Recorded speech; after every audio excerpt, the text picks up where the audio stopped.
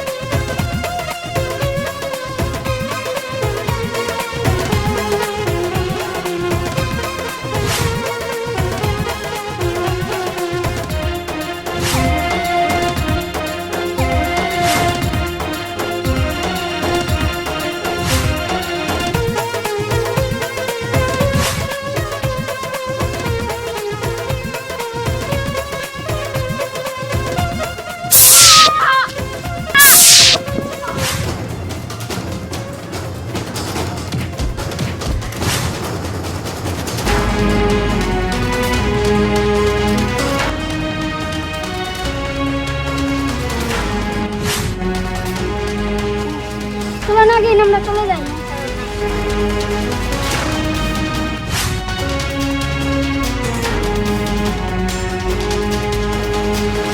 সর্দার এসব কি দেখতেছি? নাগনা তো ছবল দিছে। রাজরানী এখানে এসেছিল, ওদের ধরতে পারলে না? যেভাবে হোক নাগনাকে আমি ধরে ছাড়বো। এই বিনের হাত থেকে আর বাঁচতে পারবে না। আমি গেলাম।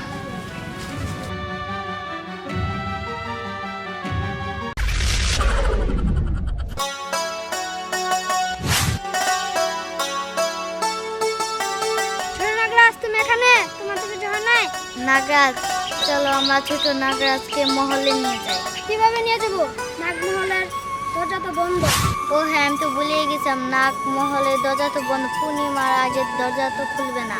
তাহলে নাগিন কি করা যায় বলো তো? ছোট নাগরাজকে কোথায় রাখি? তাহলে আমরা ছোট নাগরাজকে মানব জাতির কাছে রেখে আসবো। কি বলে এইসব? মানব জাতি তো আমাদের খুঁজছে, তারা তো আমাদের ধরে ফেলবে।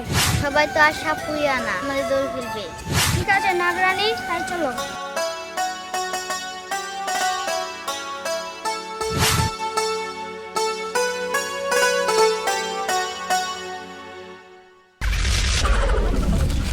তুমি কোনো নাগনাকে দেখেছো? সত্যি করে বলো, মিথ্যা তো বলছো না তো? সত্যি করে বলো। আমি তো দেখি না। ঠিক আছে, তুই নাগিনের সন্ধানটা তাহলে আমাকে জানাবি। আমি সাথে গিয়া।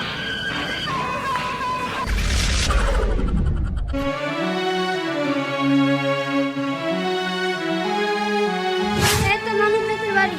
হ্যাঁ, এখানে নাগরাজকে থেকে গেলে সুরক্ষিত থাকবে। হ্যাঁ, তাহলে আর দেরি করবো না, চলো।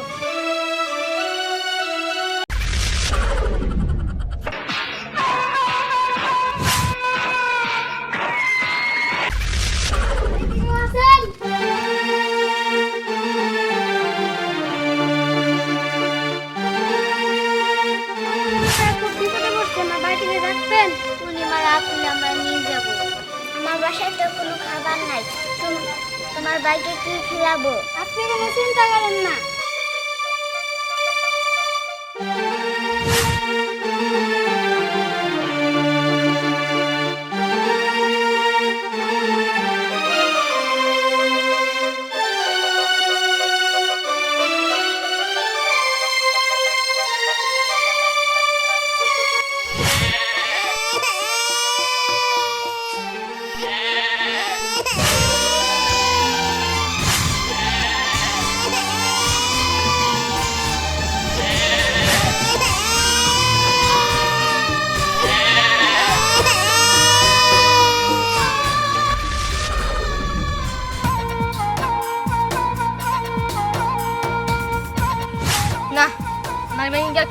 না। আজ না হয় কাল নাগনাগিনকে আমি খুঁজে বের করবো। নাগনাগিনী, তোরা আমার হাত থেকে পালিয়ে বাঁচতে পারবি না।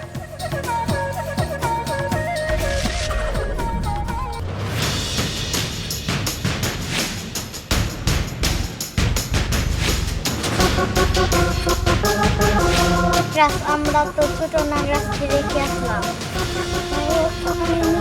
হ্যাঁ নাগরাজ, আমরা যদি সাপুরির কাছে দেওয়া করি তাহলে কিচ্ছু হবে না।